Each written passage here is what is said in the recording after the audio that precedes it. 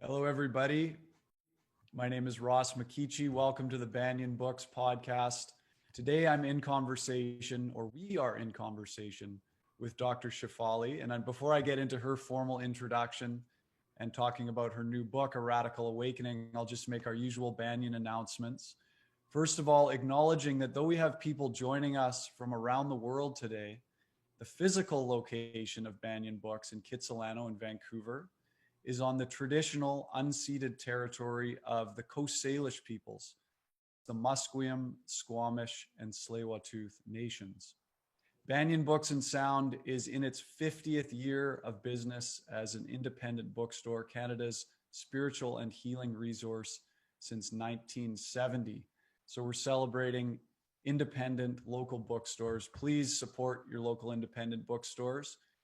All of your purchases with Banyan can be made at our website, banyan.com, BANYEN.com, or you can pop into the store at 4th and Dunbar every day of the week between 11 and 7. Okay, our special guest today, Dr. Shefali, is a world-renowned wisdom teacher, author, and speaker who presents and teaches both online and in person. And she also has a private practice with individual clients. Originally from Mumbai, India, she moved to San Francisco as a young woman to study at the California Institute of Integral Studies. Later, she received her doctorate in clinical psychology from Columbia University in New York.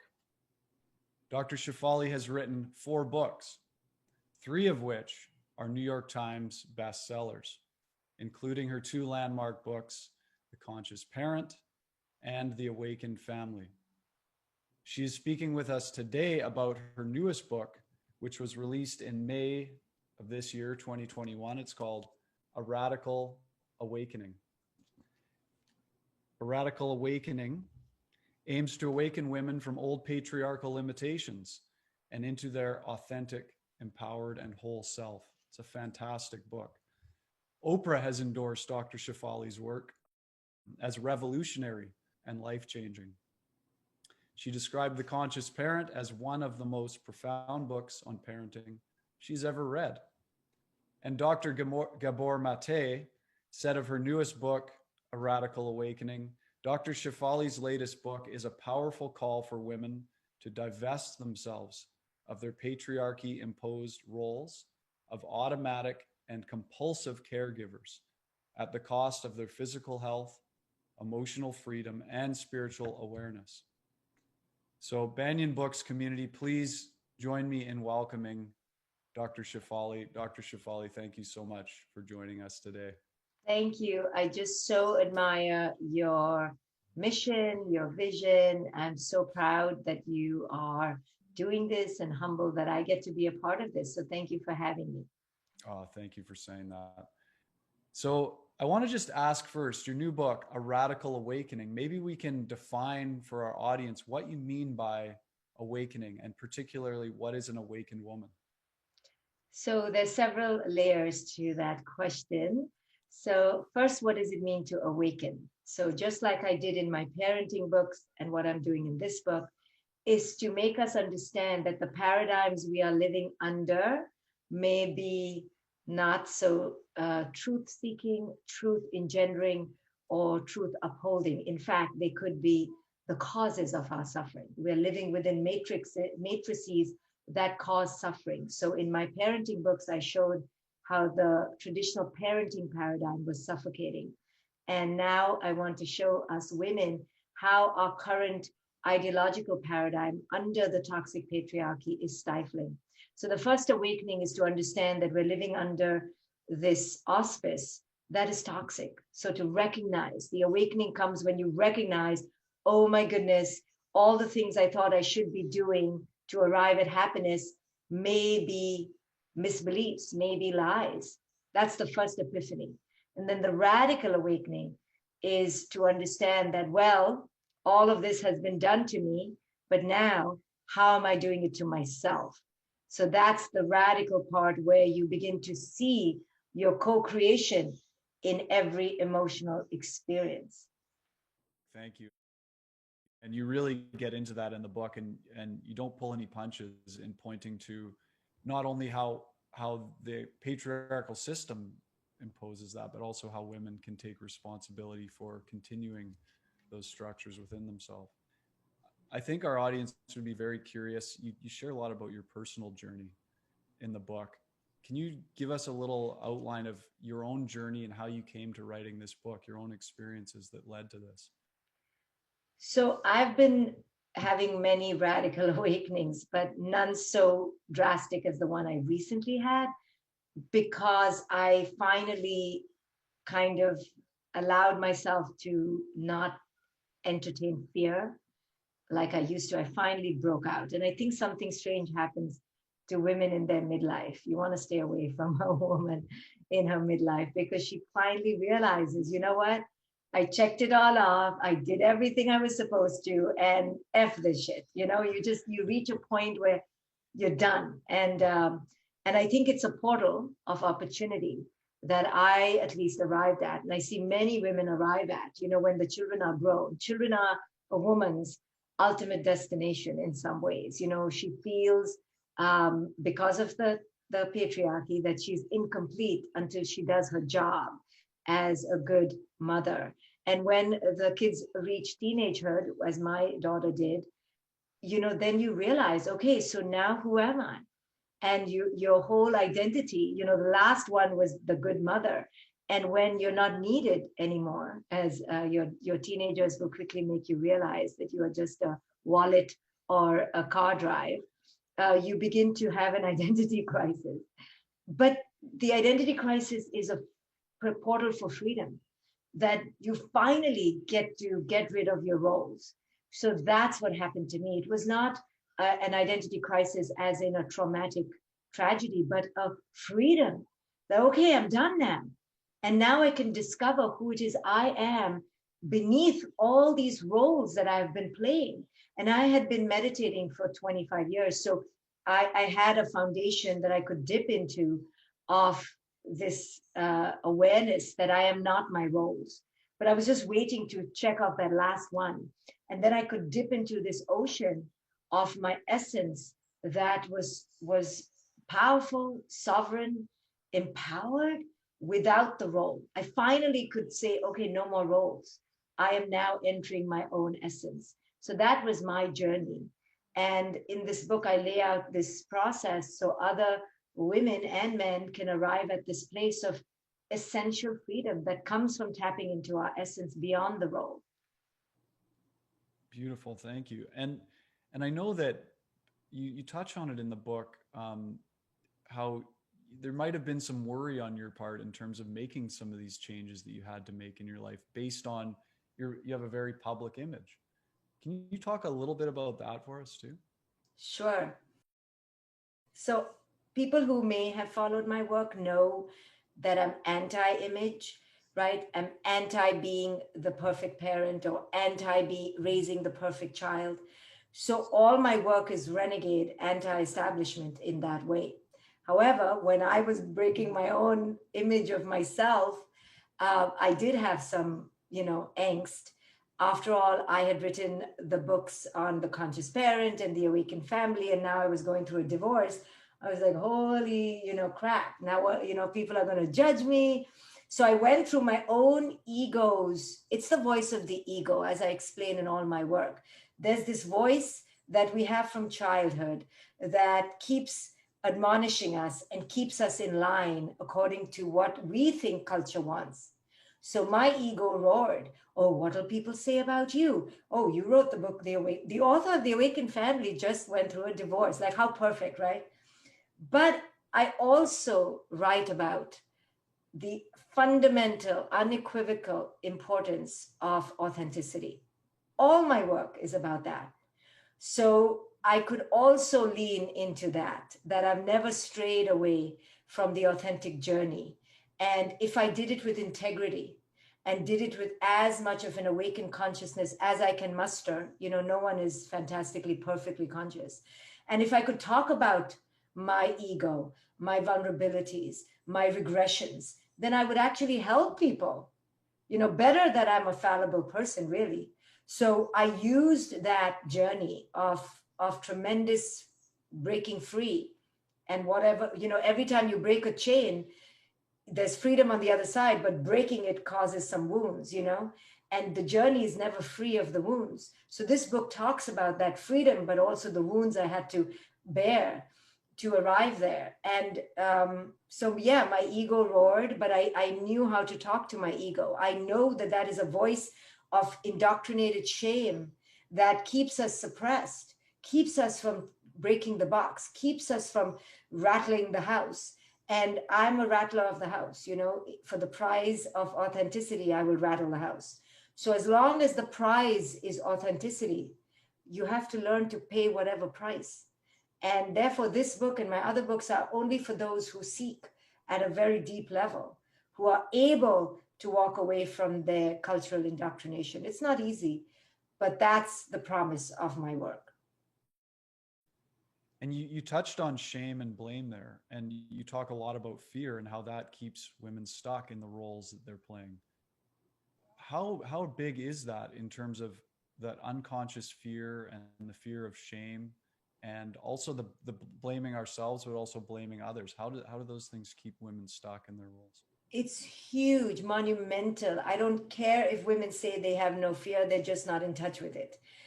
We have been raised on a diet of guilt and shame, women more than men, because our basic biology is to be nurturers, is to be givers. We have the bosom, we have a vagina that gives birth. Our biology is set up with its oxytocin and bonding. We bond. We're the tribe builders, we are the connectors. This is in our emotional DNA.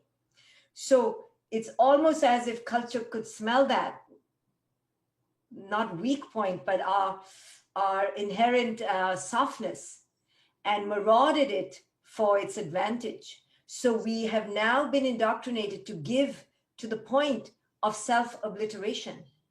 And the way culture has so insidiously through generations brainwashed us is by telling us that we will get love and worth by being good girls. Good girls. So we are taught to suppress our voice, stand at the back of the line, wait for others to be served at the table, metaphorically speaking, and hold our turn and our tongue, because that is the route to love and worth. Good girls are loving and lovable and worthy. So that's how we have been insidiously trained. And when I was raised in India, I thought the Western woman surely is not plagued by these messages. But when I came here, it's not as bold and blatant, but it's still the undercurrent even here. People pleasers are one every second woman is a people pleaser, is ridden with guilt and shame, because this is the training we get. So this book teaches us to first recognize the guilt and shame. That's my pattern. Oh, this is me suppressing my inner knowing. Oh, here I'm disconnecting because I want love and worth. And only when we can become aware, first is awareness. And that is the shocking epiphany that, oh my goodness, I've been living this pattern. And then the second step is, what can I do about it? So it's huge. Guilt and shame is huge. And the only women who say they don't have it are the ones who are disconnected from it in their lives. That's how big it is. You talk about awareness being number one, and you mentioned before your ego roaring. One of the amazing things you bring up is these three overarching kind of faces of the ego. You give them names: givers, controllers, and takers. Can you give and then within those, there's the subcategories of the archetypes. Can you give our audience a bit of an understanding of these faces of the ego? So let's talk about why and how the ego forms as I talk about it. So in childhood, we come into the world really ready to be ourselves. And before you know it, in the womb, we're told, who our family is, what the traditions are, what the religion is, how to go to school, how to look, what is pretty, what is worthy, what is successful, what is achieving, and so on and on and on. I mean, it's literally 1,000 things on the list. So we quickly realize that who it is we are is not going to be unequivocally accepted. This is happening very subtly by the age of 2 or 3. And we begin to mutate and morph and shed our authentic self in order to serve ourselves to get whatever love and worth we think we need to get. It's survival. So we wear faces that I call the faces of the ego.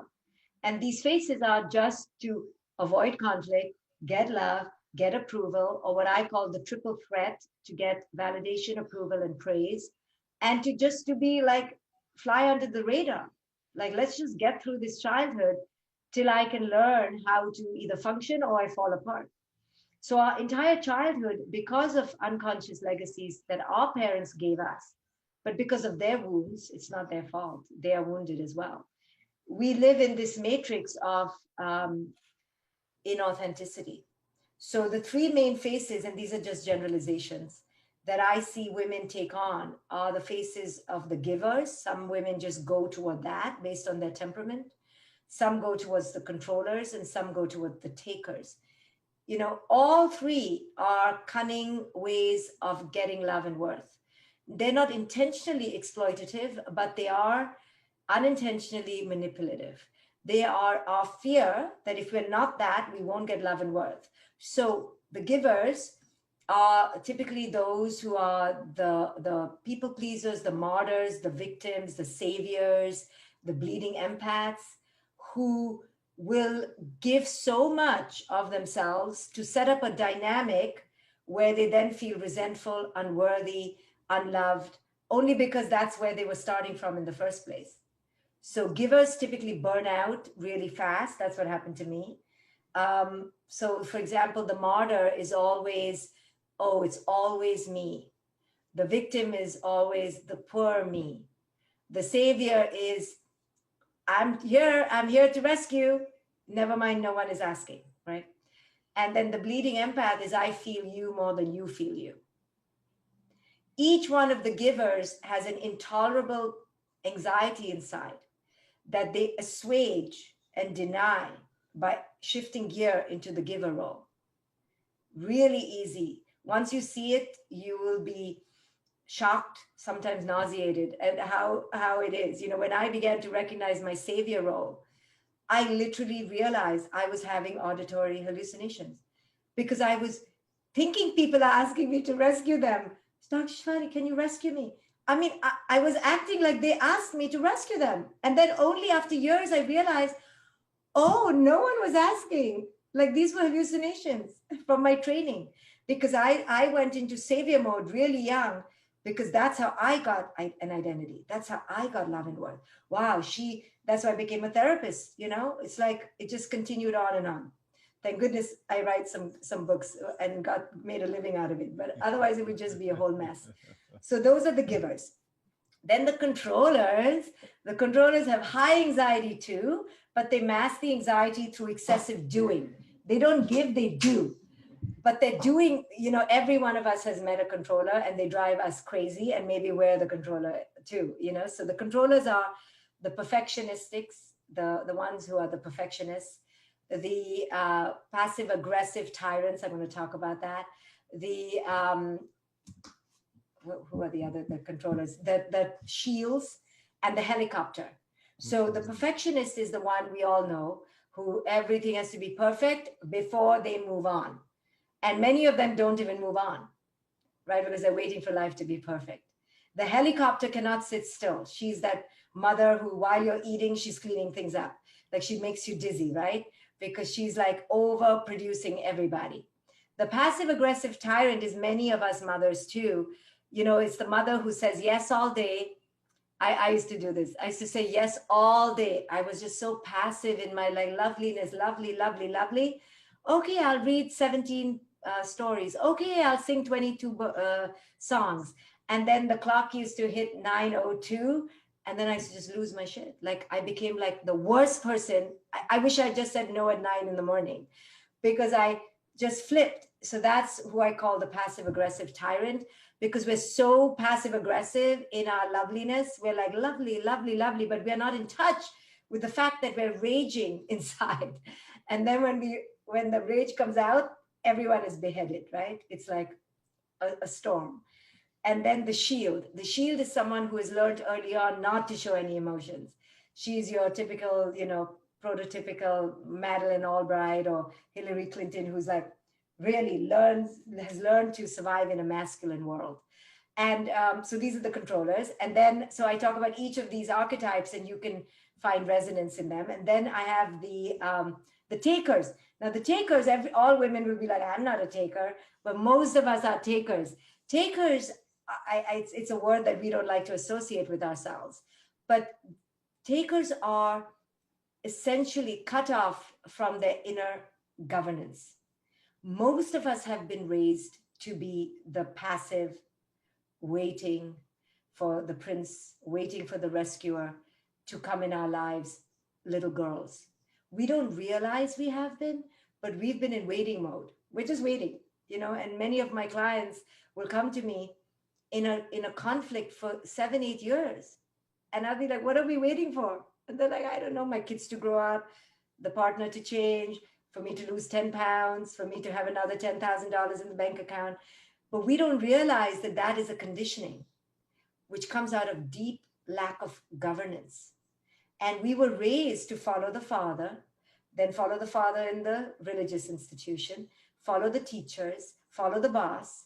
And this following, and because we didn't occupy the male gender, we fell back. But we've fallen so back, we're just waiting. And to wake up takes a lot. So the takers are the divas, who are a little bit entitled. No one wants to accept this, but we all have a bit of a diva in us. The princess is just the one who is waiting for the prince to come and rescue her. And the child is the one who just doesn't want to see reality for what it is. So this is typically the woman who will come to me who tells me she got jilted or was betrayed, and she didn't see any signs, and refuses to take responsibility that she was living in a bubble of optimism to protect her, but she didn't want to wake up. So why are these prototypes important to recognize? And I haven't even covered all that are possible, right? There's the complainers, the whiners, the gossip mongers. There's so many, but I didn't have to do all, because once you open it up and begin to become aware, you can begin to realize, these are the masks I'm wearing because I'm afraid to be me. Yes.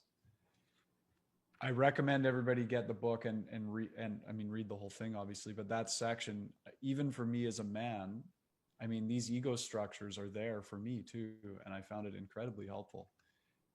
The other thing you point to for women to become aware of is understanding the difference in biopsychology for men and women. Now, can you first help us understand what you mean by biopsychology, and then let us know why it's important? Well, our biology has such a profound influence on our psychology. And I think we've forgotten that. And especially in our relationships in heterosexual unions with the males in our lives, we females are like banging our heads. And we don't realize that a lot of the reason we're banging our heads is because of the way males are wired. Now, women don't like, many females, I'm just going to say females because, females don't like when I say that, because they think I'm giving males a pass. And, so it's okay if he looks at every girl in the store, and what I'm trying to say is it's not okay or not okay. It's what is natural to the male. And I think many of us females don't realize male biology. You can tell me as a male, like, I don't think males understand male biology. I think culture has shamed males. Absolutely. Yeah. There's shame on both sides, I think. There's Yes. that split where your natural tendency goes one way, but then that part of your mind kicks in that says you shouldn't be doing that. Right. So in the female's life, we've been so vilified, excoriated for our recognition of our powerful sexuality. We've been cut off from it. We cut our males off from it. So we're living in a very absurd sexual environment. And that causes a lot of misunderstanding in heterosexual unions and a lot of pain. And we women are not fully potentialized in terms of our own sexual companionship. So this book, part three, talks about owning your vagina and owning your sexuality and not being shy to know yourself and to self pleasure so that your partner can give you pleasure, and freeing yourself from judgments towards males. Most of what women, females judge males for, most of it is wired. Now, does that mean the male can be violent, a rapist, abusive? No.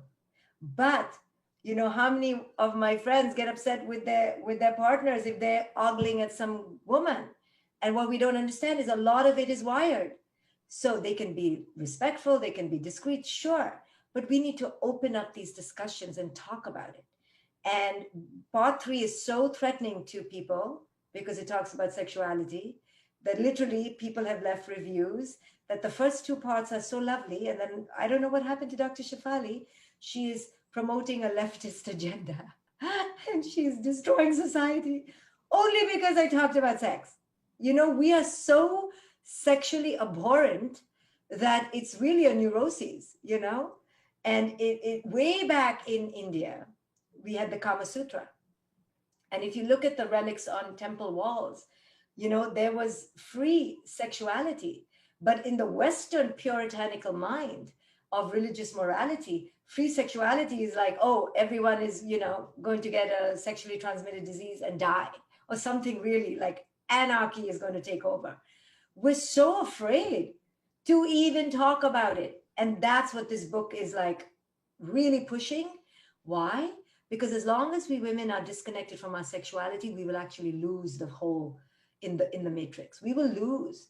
Part of our awakening and power will come from our being connected to our own sexuality and realizing we don't need a man as much as we think we do to pleasure us, and that we can pleasure ourselves, and that we can be powerful and own our sexuality and end all the judgments, so that our males, for example, don't have to lie to us and don't have to, quote unquote, cheat on us. If we opened it up, we would have a different sexual environment. And so many couples break up because of this mismatch. And this book educates women, females, to understand female sexuality and male sexuality.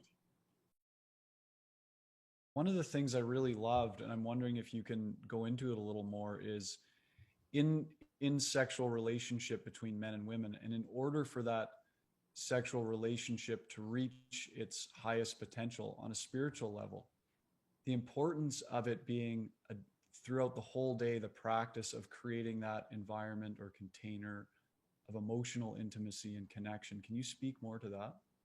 So I talk about transcendent intimacy, which really is a relationship created by two whole individuals who are not seeking the other to complete them, and who are so deeply emotionally, mentally, psychologically connected that intimacy is out of the bedroom. And their sexuality is only one expression of that intimacy.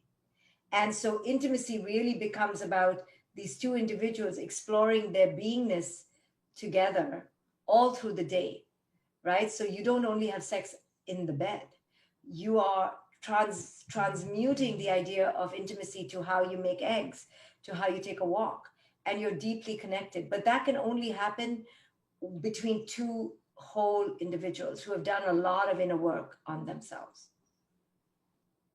So it starts with the individual work and then it bleeds into the relationship. Okay, Yes. thank you. Now, boundaries. In the last part of the book, you talk about these key pieces for women to embrace. And boundaries is seems like such a big one for so many women. Can you tell us why that's so important, and not just for the women themselves, but for their partners and their families? Well, again, we women have been raised on the biological imperative to give, right? I mean, look at the infant suckling on the breast. There's no boundary, right? Look at her period, her menstruation coming out of her body, no control, no boundary.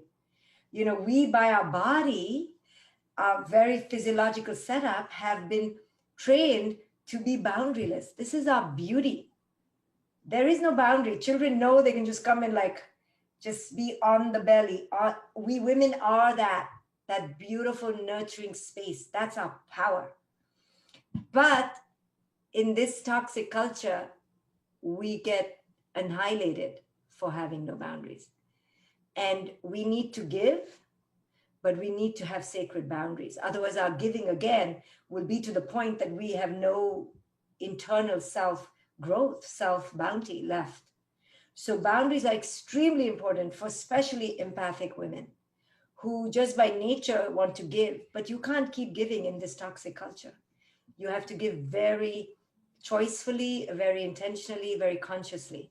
And so I talk about the power of boundaries.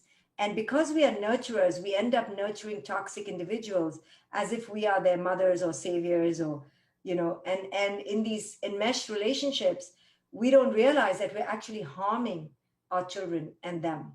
So we women need to have a beautiful balance along the continuum of masculine energy and feminine energy. Otherwise, we can veer into toxic femininity and males veer into toxic masculinity. But we females need to also see if we are in toxic feminine mode, where our adaptability becomes civility, where our accommodation becomes passivity, right? Where our flexibility becomes paralysis. We are toxically feminine sometimes. And so we need to wake up into our integration of masculine and feminine, and males need to leave the toxically masculine side to enter their integration of masculine feminine. Mm-hmm, mm-hmm. Now, one thing that came to mind for me is wondering what's the qualitative difference between a woman who has gone through or is continuing to go through this awakening process and makes a conscious choice to set aside her boundaries in a particular instance or to be the giver or the nurturer versus a woman who's doing it from a mechanical, conditioned, kind of unconscious place? Well, the one who does it from a mechanical, unconscious place will eventually burn out. So she may give, but eventually she'll fall sick. She'll have chronic fatigue, stressors, MS, all these diseases related to excessive giving, because she would have denied herself so much that eventually it'll pay a toll on her own body. The other one who gives out of careful choice and conscious awareness is ever replenishing herself because she's taking care of how much. She's checking when the other is dependent on her. She doesn't need people to enmesh with her anymore. She doesn't need to give because she needs to get love and worth. She's giving because it works for her. She understands that her giving is receiving.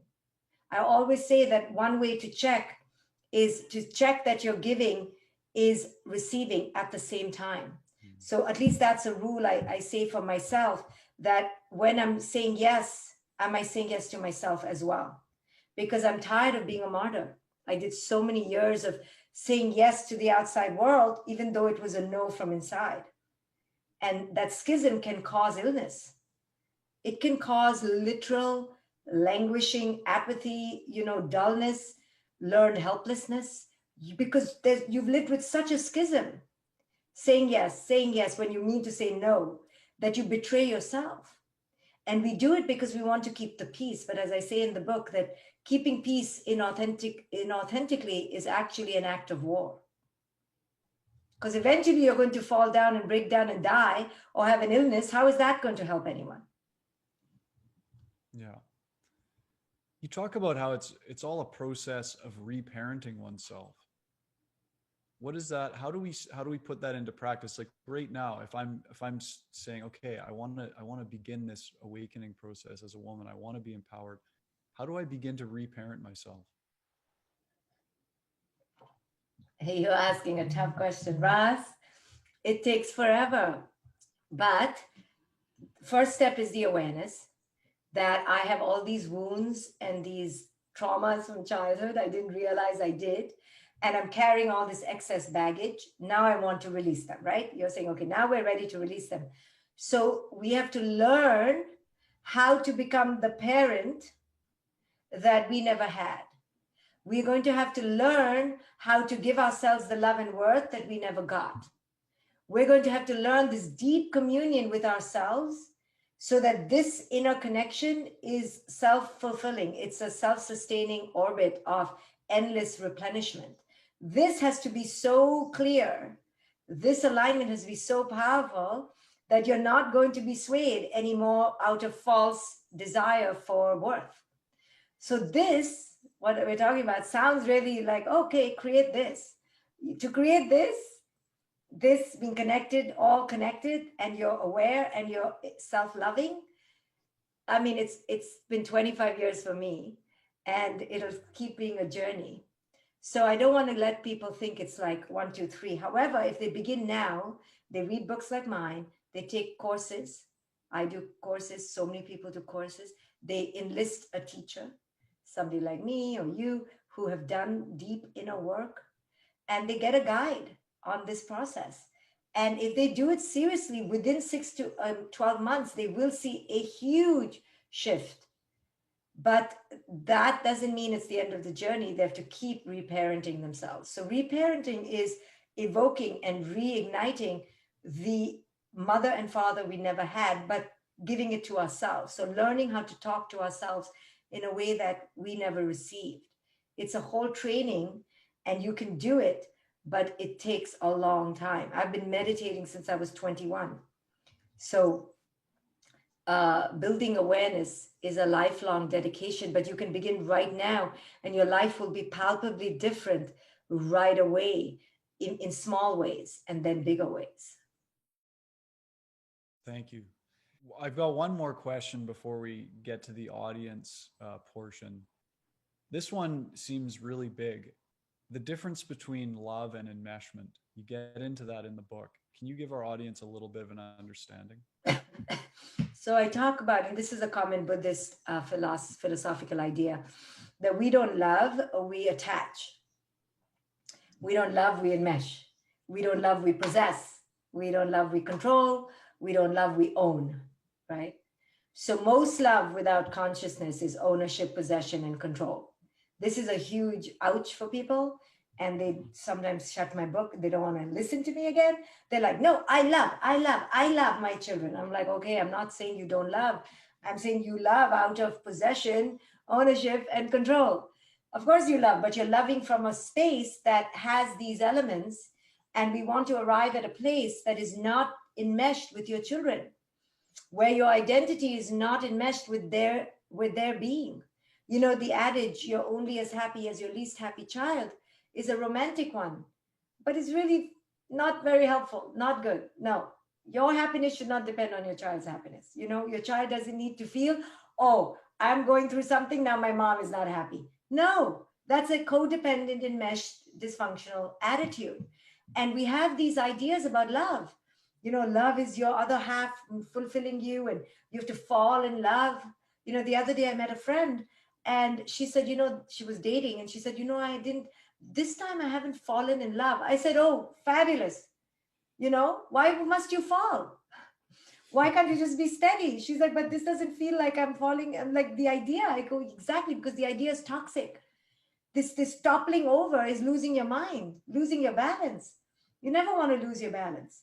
The idea of a soulmate, to me, it doesn't exist. Okay, now if I'm popping bubbles, I don't know, but there is no soulmate out there. But we're sold this stuff, so then we have a wrong idea of love. Most of our love is conditional for the other person. Like we want, if the other person doesn't give us love in our way, we get angry with them because they should give us love in our way. And that is not love. That is conditional love for the other person. Now, we can have our own conditions, our own criteria, but it's not about the other person. So our ideas of love are corrupted, and this book demystifies that, so that we can arrive at a true awareness of what we can even expect of another. What can we expect of another human being? Should we be expecting the way we're expecting? But that's why we have a contract. You see, the marital contract is like, okay, these are your job descriptions, and you better fulfill it. And then you sign it. And if you don't, now you've broken the contract. So we've taken the free emotion of love and we've put it in a contract. Like, people need to see the clash of that. And of course, people will say, because that way, then people will stay together. But how sad that people have to stay together because of a contract. So anyway, I'm not against the contract. I'm just showing what the contract is. It's in direct contrariness to this idea of love. And, what is love? And to really examine, go deep to examine, do I really love this person or do I need this person? Do I really love this person or do I want to own this person? And these are tough questions to ask.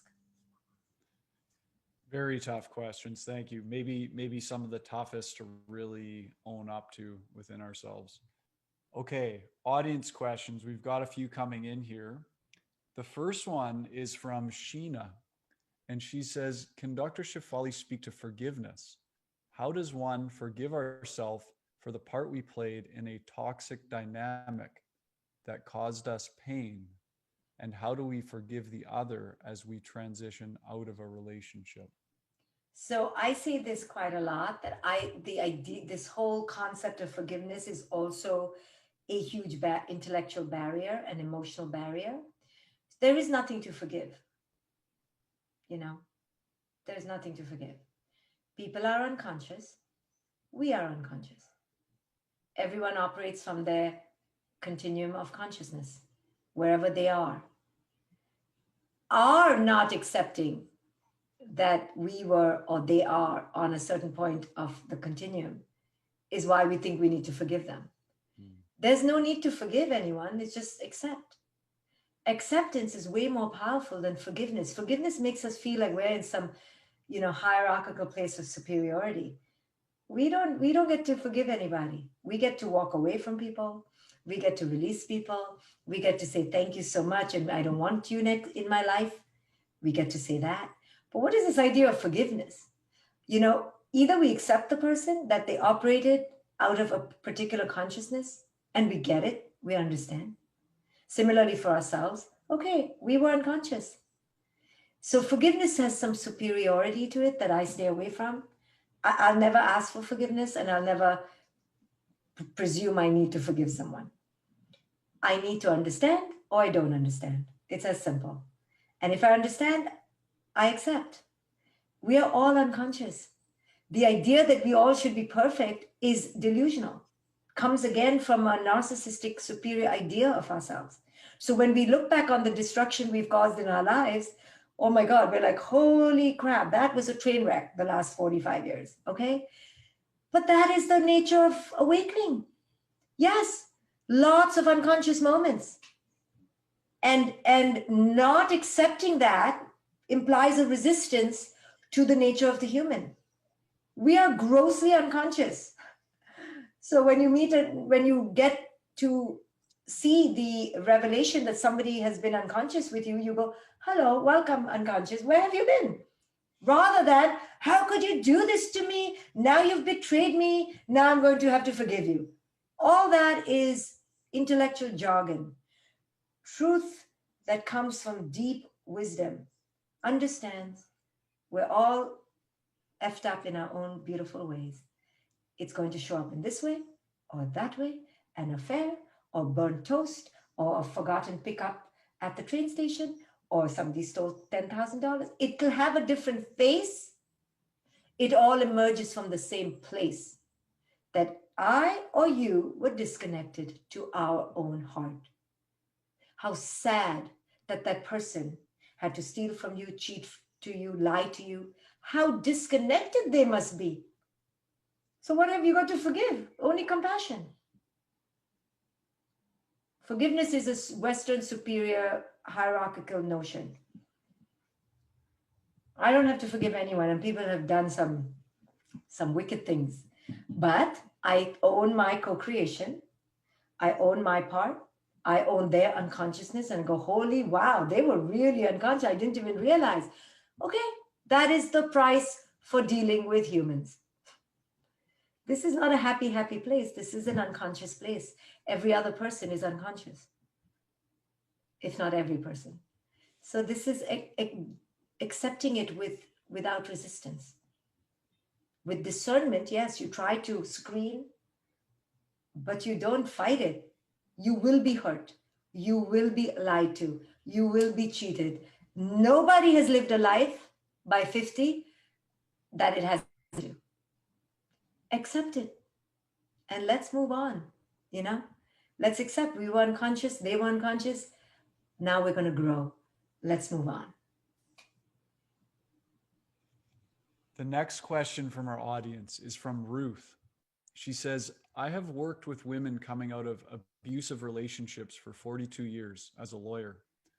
The common denominator I see is crucially low self-esteem. Does your book look at that? I see it even in amazingly high status lawyers and women judges, this denigration of self. Thank you. This is very interesting. So in my book on page 42, I talk about the pill that kills, and it is exactly what you're talking about. And the pill that kills that I give it a name is unworthiness. And I write, if we were to dissect a woman's brain and examine the messages ingrained therein, we would be shocked at not only how similar our beliefs are, but also how many nuances we have embraced concerning how to be a woman. It's hard for us to accept that we've been utterly brainwashed. It's as if our minds have been possessed. The main ingredient of the pill we all swallow as women is that of unworthiness. This pill slowly but surely eviscerates our sense of self. We women have swallowed bucketfuls of these pills. The deadly part is that our unworthiness is heavily disguised, so we mistake it for virtuosity. This is how clever culture is. You know, when we're self-sacrificing, when we're pleasing, when we're sweet, when we're servile, when we don't speak up at the boardroom meeting, culture has told us that that's how to be good. But underneath is our unworthiness, because we want to be good, you see. As long as we want to be seen as the good one, we will keep doing this cycle. Our worth has to stop coming from the outside world. As long as our worth comes from, do you see me? Do you like me? Do you think I'm a good person? Do you think I'm a kind person? We're going to suffocate our true voice. So my radical awakening was when I truly could burn the desire to be seen as the good one. I was like, I don't care. Call me a bitch. You can call me another four-letter word. You can call me another. It stopped mattering to me. That's when I knew I was free. When I cut off all my needs to be seen in a particular way. And here's the thing, how we women co-create our own tragedy. We are married to an idea of ourselves. Because of our marriage to that idea, we're so lovely, we're so sweet, we're such givers, we're so bountiful, we're always going to say yes. Because we are in this relationship with this image, we're totally not seeing reality as it is. Somebody is pillaging, somebody is stealing, somebody is lying. We don't care. We're like, this is more important to us, you see? And so in this book, I show women, no, until you own that you've been in this relationship in your own merry little movie about Miss Beautiful Good Girl, you won't take ownership for how you allowed Mr. There to lie to you and Miss There to steal from you and that one to be rude to you. No, you have to own that it mattered more to you how you looked. That's why you never spoke up. Don't blame the other that they shut you up. Examine yourself to see how much more important it was for you to be the good one. Then you will own your co-creation. Yes. Now, everybody, just so you know, if you haven't read Dr. Shefali's books, the way she's speaking, this inspiring passion, this is how her writing comes through. It's fantastic, and her books are captivating. So I really recommend you read her book. Okay, this next question, and thanks to everyone in the audience, the community, for sending in their questions. This one's from Ayushri. She says, for a single Indian girl like you, is marriage important for becoming self-aware? Has a breakthrough happened for you after parenting and marriage? My breakthrough happened when I realized that all these check boxes were complete illusions. So no, marriage is not important to me. I don't believe in it completely as an institution. I believe you can get married, meaning have a union, but you don't need to legally do anything. I'm against the legalization of it. I'm against the binding contract transactionality of it. I'm against the morality of it. If you're truly with your partner, you're with your partner while the love lasts, and there should be a 3-year maybe, okay, 7-year renegotiation, like you have to relook at this. If it's a contract, hello, relook at the contract, get a reappraisal, right? We do it for our houses. I mean, so I'm all for union. People think, oh, Dr. Shefali sounds so bitter because I speak with a bitter truth. But I'm not bitter at all. I'm all for transcendent love. I'm all for open, honest, engaged unions. I have deep connections in my life, but I've cut through the need to have these surface appendages, uh, trinkets, because culture needs me to. Beautiful. Yeah. So the point is not in the togetherness and the commitment. It's in the contractual obligatory aspect of marriage. And the control aspect of it, that now that the person signed, like I own where their eyes go, I own where their thoughts go, and definitely own where their other parts go. That is what I'm against. I'm in about freedom. The other piece I'm seeing in Ayushri's question, I think, is she's wondering if marriage is important for becoming self-aware. She's wondering, I think, does she need to be in a relationship in order to become self-aware? No, no. You need to be in a relationship with yourself, or if you are in a relationship, use it to become self-aware, because relationships are fantastic stomping grounds to realize all your old wounds. So use the relationship to become self-aware, but the relationship, if you're not self-aware, is going to take you down. But no harm. We've all done that. And then the relationship can become a beautiful portal for growth. But that's all many of the early relationships are. They're just a mirror for how we need to grow. We think it's the one and only forever, but they're just here to show us how we have to grow. So if you can look at it like that, then you don't think you're being heartbroken or betrayed. You go, thank you for the lesson. Wow, that was a really painful lesson, but I've learned, I've grown, and now I move on. But these romantic ideas of, together forever mess us from learning the lesson. How do you respond to, maybe we could call them traditionalists, and that means people traditional in the patriarchal sense, that make that argument you mentioned earlier in the discussion about, society, the things that are making society fall apart. And people often point to the institution of marriage as a measuring stick. How do you respond to people that might take the wrong end of the stick in terms of these aspects you're describing? Okay, if we can be very honest, since you've asked this question, Mm-hmm. What is the success rate of marriage? What is it? It's not very high in North America anyways. Right. So would we get on a plane? Right. We wouldn't, which had 40% chance of success. And if it's 60% divorce, there's 20% on the fence, 10% just totally terrified, and 5% happy, right? So it's not working anyway. It doesn't matter. It's an idea we have to control each other. And the wrong idea that if we didn't have it, we would all be in a nonstop sexual orgy. This is the insanity, because we're so repressed. Well, let me tell you, if we didn't have marriage, what would happen? We would be interconnected in a tribal community, more community oriented. We'd be together. Sisters would depend, women would depend on each other more. We would have more intentional, we wouldn't abandon our children. We women would never allow that to happen. We would band together more. The nuclear system is, to me, a great tragedy. It's a ripe field for psychosis. Think about it. That poor child only has two crazy people to turn to. Okay, crazy here and less crazy here. But imagine if it had 50 people to turn to, it would find its match, right? Right? Every child needs a match. We're not our children's perfect match. And we need community for that. And we've lost community. So marriage and the whittling down of property and ownership of land and children and women, and now nuclear families with the big yard and the fence. Oh my goodness, we've completely disconnected from how we should be living. And we women have disconnected from each other.